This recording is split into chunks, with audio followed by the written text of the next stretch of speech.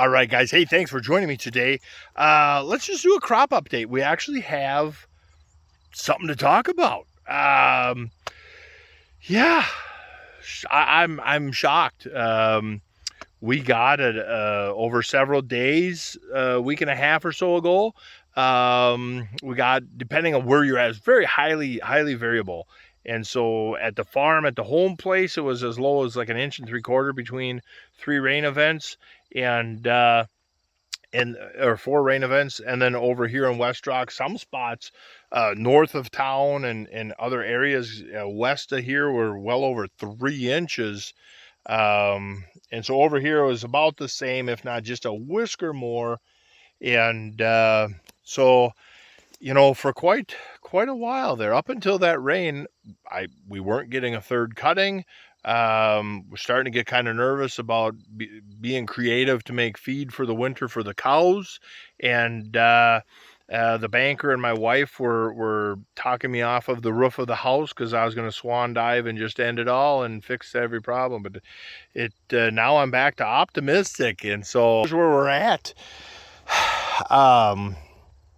It looks like something. There's still some tough spots. There's still spots that are damaged by the drought that, you know, you're going along and it'll be an area, you know, it might be 1, 2, 3 passes wide or whatever. Even like here, it's just kind of thin and yellow, you know, like that. And so there's still spots that are damaged that just might not come back from the drought. One thing we are noticing, we had the potassium deficiency in the corn early on. Here in the beans on this field, I think to me is what looks like an iron deficiency happening. And so now that we have a plant, I mean, there's actually pods. There's actually pods. And so if we start getting some moisture, we got the potential. We always joke that if our beans are alive August 1st and we start getting rain and weather, we could still make a potential good crop. And so I've got some boron, zinc, and iron. And then I'm going to put in some of the in-furrow stuff, your 31818, with some molasses. And I'm going to foliar feed these bean fields, as many acres as I got product on hand for, because we got a potential here. So let's fix a potential problem. Well, it's not a potential problem. It's a real problem. So let's fix it, or attempt to fix it, and go from there. And you can see I've row crop cultivated. And we will talk about that later. We'll talk about that in a different video. There's method to my madness here, but you can see the beans. The tips of them are getting close to my knee, and so they're a very tall bean. They're not bushing out, which that's been fairly normal with me for these hybrids of beans. They're not a bushy bean. They just, they'll start to canopy out. I think the drought might have hurt them some. We are finding some random little Japanese beetles, you little son of a buck. And, but we are seeing no aphids yet. We've had cool evenings, a lot of cool nights. Very rarely did we have a lot of heat overnight, so the plants were able to cool down and relieve some of their stress from the day, and I think that's helping hold aphids at bay. And there is a tremendous amount, every once in a while you will see a lot of ladybugs, and so that's pretty cool. So the beans, I'm excited for beans. I'm excited. Let's run up the road here to one of the cornfields, and 2 of the cornfields. One we'll just look at quick from the blacktop, and you'll see why I'm trying to be optimistic. And then we'll look at another one quick. It's actually kind of nice to be back in the game, and we're for sure with the cows now. So we opened up hay. Pasture number 2 was going to be just a hay field for the year, but now they've been grazing it, and now that we got rain, pastures 1 and 3 are trying to do something, and that alfalfa is just taking off. We're going to have a good third cutting on that alfalfa, and yeah, that's going to be the cows are going to be just fine. We now have enough moisture in the soil that behind the wheat crop turned to shit. Sorry. But we'll get what we get off of it. And behind that wheat crop, we're going to put in a silage mix out there. We're going to empty the lagoon onto that field and then put a silage mix out there, hit it with the finisher, smooth it up. You got to have a smooth field for alfalfa. I don't care about being true to no-till. My alfalfa fields, I want 10 and 15 mile an hour alfalfa fields.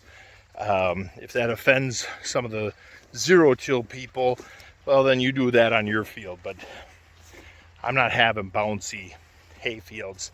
So we're going to get that wheat off. We're going to empty that lagoon. We're going to hit it with the finisher, pick some rock, and drill in a sorghum, sudan, clover, alfalfa, annual ryegrass, hairy vetch type mix, cowpeas, and just a fun mix. And we should have enough moisture that should jump out of the ground, and we might have a silage cutting by fall time. So that should get us that extra feed to get through winter. I'm really optimistic with the cows now. And so let's, bam, what a tease.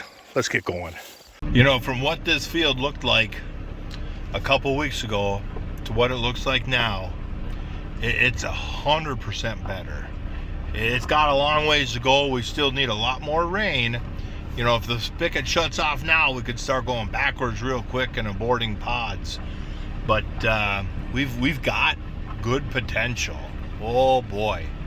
So this field here, you can see some tassels, and it actually looks fairly okay. Where up until a couple weeks ago, so from the top of that ridge coming to us is a sand ridge. So it's, you know, it's dry. From the top of the ridge to us is very dry. That corn was very small and very yellow. We got a shot of rain. That corn played sprint to the finish to get caught up. It was very, very uneven, and now it actually looks like a normal cornfield. Like, that is kind of crazy. Kind of cool.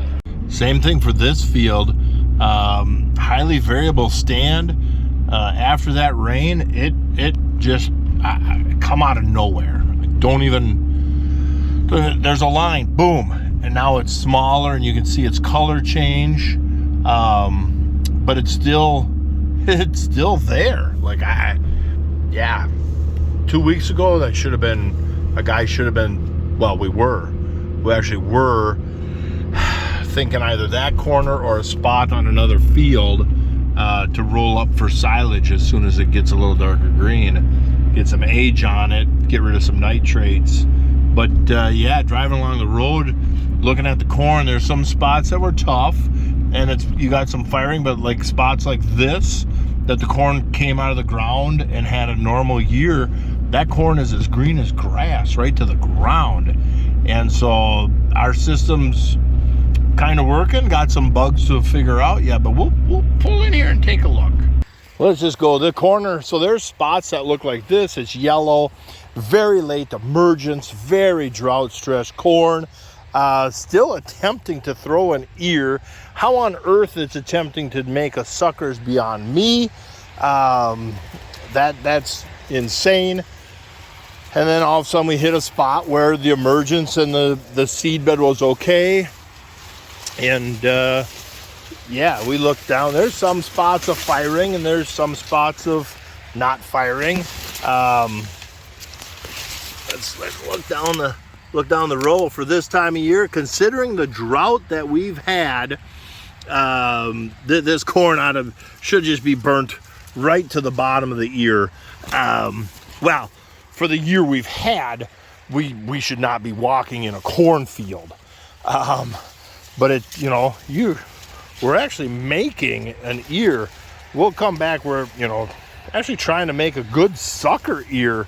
And so I'm not going to pull one today. Let's give it some time and see how it filled out. We're just, you know, in the middle of pollination here, and let it do its thing and let these kids play nice in bed together. And we'll come back and see how the baby factory turned out. But hey, I'm speechless. I'm speechless. We actually got something. You guys don't even know how many sleepless nights and days of just zero motivation and almost a depression, to where you're just like taking it seriously, like we're not going to have a crop this year. It's going to be a crop insurance payoff. You know, it's going to be a crop insurance harvest kind of year. And what in the hell are we even doing here? And third hard year in a row like this. This can't happen. And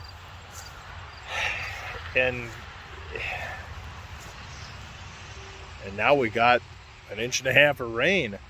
It is amazing what these crops can do nowadays. So that's enough blathering from me.